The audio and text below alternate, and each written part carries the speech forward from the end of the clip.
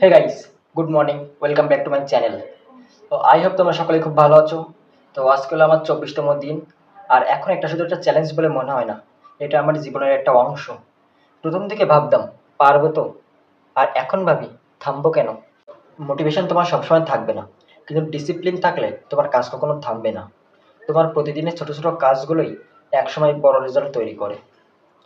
আমরা অনেক সময় বড় রেজাল্ট চাই, কিন্তু ছোট ছোট কাজগুলো করতে চাই না। এটাই আমাদের সব থেকে বড় ভুল।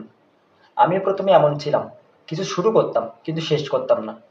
কিন্তু এখন আমি শুধু শো আপ করি। কারোরই সব দিন ভালো যায় না।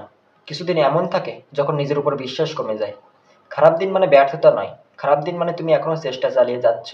তোমার জার্নিটা আসলে অন্য কেউ দেখবে না, এটা নিজের সাথে নিজের প্রমিস। এখন হয়তো তোমাকে কেউ পাত্তা দেবে না, কিন্তু এই কনসিস্টেন্সিটাই তোমাকে একদিন অন্যদের থেকে আলাদা করবে। প্রথম দিনে তোমার সব কিছু কনফিউজ লাগবে, 10 দিনে এসে একটু হালকা হবে, আর 30 দিন পরে তোমার সব কিছু ইজি বলে মনে হবে। তুমি যদি এই ভিডিওটা দেখে থাকো, তাহলে একটি কথাই মাথায় রাখবে, তোমারও এমন সময় আসবে যখন সব কিছু ছেড়ে দিতে মন চাইবে।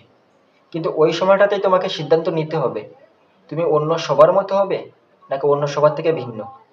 সিদ্ধান্ত তোমার উপর। তো গাইস, আজকে এই পর্যন্তই। আই হোপ তোমাদের সকলের ভিডিওটা ভালো লেগেছে। আর চ্যানেলে যদি নতুন হয়ে থাকো, তাহলে একটা সাবস্ক্রাইব করে আমার পাশে থাকো। তো কালকে দেখা হবে নতুন একটা ভিডিও নিয়ে। Thank you so much for watching. By.